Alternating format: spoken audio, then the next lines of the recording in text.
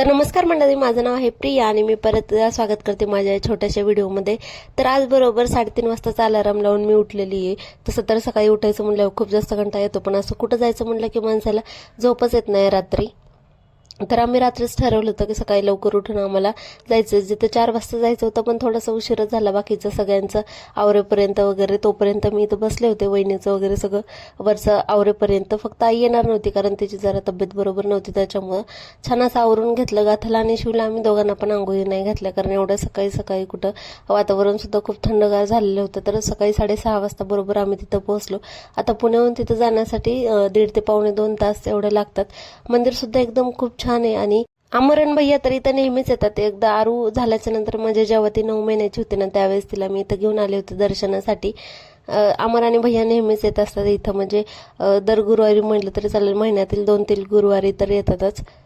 मंदिरात आल्याला इतकं छान आणि प्रसन्न वाटत होतं ना, की चला आता तुमचं सुद्धा माझ्यासोबत दर्शन होऊनच जाईल. शेवटपर्यंत व्हिडिओ नक्की बघा.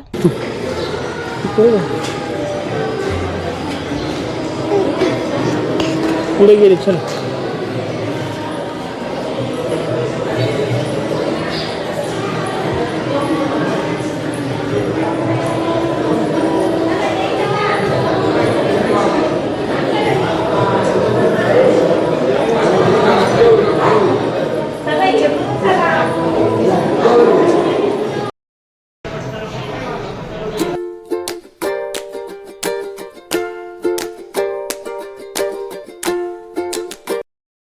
चला पुढे. मोबाईल बंद करा.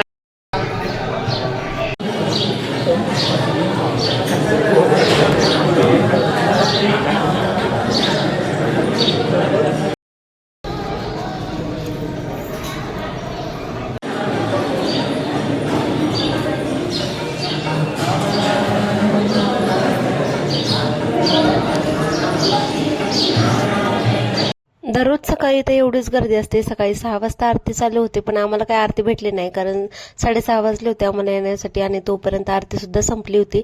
तर त्याच मंदिराच्या पाठीमागे हे नारायणेश्वरचं मंदिर आहे. आता सकाळी सकाळी वातावरण कसं असतं हे कोणालाच सांगायची गरज नाही. इतकं प्रसन्न वातावरण होतं आणि मंदिराच्या आजूबाजूला तर इतकं छान वाटत होतं ना. इथून पुरंदर किल्ला खूप जास्त जवळ आहे, म्हणजे मंदिरातून दिसेल असं आहे. तर इथं दर्शन झाल्याच्या नंतर आम्ही तिकडे सुद्धा गेलो होतो, म्हणजे फोटो वगैरे काढण्यासाठी. किल्ल्यावर नव्हतो गेलो, तिथून खालूनच हे केलं होतं. आता हे जे मंदिर आहे ना, एकदम प्राचीन आहे बरं का. तर आतमध्ये गेल्याच्या नंतर सुद्धा इतकं छान वाटत होतं ना एकदम.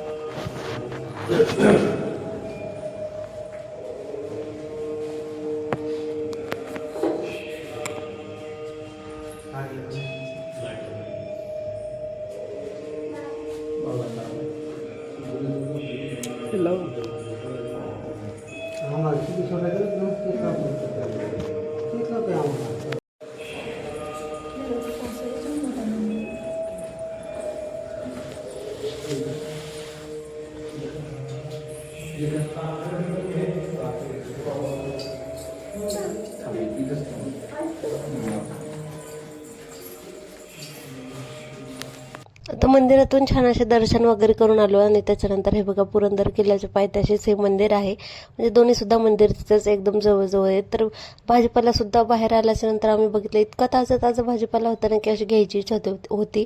पण म्हटलं खूप जास्त लांब आहे त्याच्यामुळे काही तिथून घेतलं नाही. सकाळी सकाळी भरपूर असे शेतकरीच जवळपास तिथं आले होते आणि त्याच्यानंतर मग आम्ही थोडंसं पुढे गेलो, तिथं थांबलो. आता इथूनच बघा इकडं पुरंदर किल्ला दिसतोय आणि तिथंच थांबून आम्ही भरपूर असे व्हिडिओ सुद्धा काढले, काही फोटो सुद्धा काढले, एकदम छान छान असे. आपण कुठं जरी गेलो ना तर त्या फोटोतून आपल्या आठवणी एकदम ताज्या होतात. जर नंतर कधी आपण फोटो किंवा व्हिडिओ जरी बघितले ना की आपण इथं गेलो होतो, असं केलं होतं, तिथं गेल्याच्या नंतर भरपूर अशा आठवणी आपल्या ताज्या होतात. तर वहिनीने मी अशी छान अशी एकदम रील काढून घेतली आणि शिवसोबत फोटो काढण्यात प्रत्येकाचं वेटिंगवर हे चालू होतं. सगळ्यांनी त्याच्यासोबत एक एक एक एक फोटो काढून घेतला आणि नंतर मी सुद्धा एक फोटो काढून घेतला. वातावरण खरंच एवढं छान झालं होतं ना, एकदम मस्त झालं होतं बरं का. थोडंसं असं थंडगार वातावरण, आभाळ झाकाळून आलेलं आणि डोंगराच्या कडेला इकडं धुकं वगैरे. आता मोबाईलमध्ये कसं दिसतंय काय माहिती, पण रिअलमध्ये इतकं छान वाटत होतं ना, खरंच एकदम भारी वाटत होतं. इतकी फ्रेश हवा आपण शहरामध्ये कधीच घेऊ शकत नाही. अशा मोकळ्या वातावरणात गेल्याच्या नंतर तिथं घेऊ शकतो असं वाटतं बरं का. आता अमरने सुद्धा व्हिडिओ काढला होता त्याच्या आयफोनमध्ये आणि त्यांनी सुद्धा इकडं आमचा व्हिडिओ काढला होता. तिथून फोटो व्हिडिओ सगळं काढल्याच्या नंतर जवळपास 7-7:30 वाजता आम्ही तिथून निघालो परत रिटर्न जाण्यासाठी. आता इथून एक प्रतिबालाजीचं मंदिर सुद्धा खूप जास्त जवळ आहे, पण तिथं काही गेलो नाही कारण त्यांना सुद्धा काम होते. जातानाच रस्त्यामध्ये नाही का नाश्ता वगैरे केला, थोडीशी भूक लागली होती. आता एक हॉटेलमध्ये थांबलो होतो, पण तिथं गेल्याच्या नंतर आम्हाला कळालं की ते हॉटेल तर उघडं होतं पण नाश्ता तिथं अवेलेबल नव्हता. त्याच्यामुळे दुसरीकडे गेलो आणि मस्त अशी मिसळपाव एन्जॉय केली. घरी गेल्याच्या नंतर पहिल्यांदा तर इतकी झोप घेतली ना, कारण सकाळी लवकर उठले होते त्याच्यामुळे मस्तपैकी गेल्याच्या नंतर डायरेक्ट झोपले का. आता काही झोपले नव्हते, त्यांनी तिला बघितलं. नंतर आईचं स्क्रब आणि जे पिल ऑफ मास्क होतं ना ते लावून बघितलं. मी म्हटलं मला सुट होतं की नाही बघावं, त्याच्यामुळे ते लावलं. 4-5 वाजता नंतर आम्हाला निघायचं होतं. आता झोप सुद्धा झाली होती, दुपारचं जेवण वगैरे सुद्धा झालं होतं, पण ते काही व्हिडिओ घ्यायची इच्छा नव्हती. आजचा व्हिडिओ तुम्हाला कसा वाटला नक्की सांगा. आवडल्यावर लाईक, शेअर, सबस्क्राईब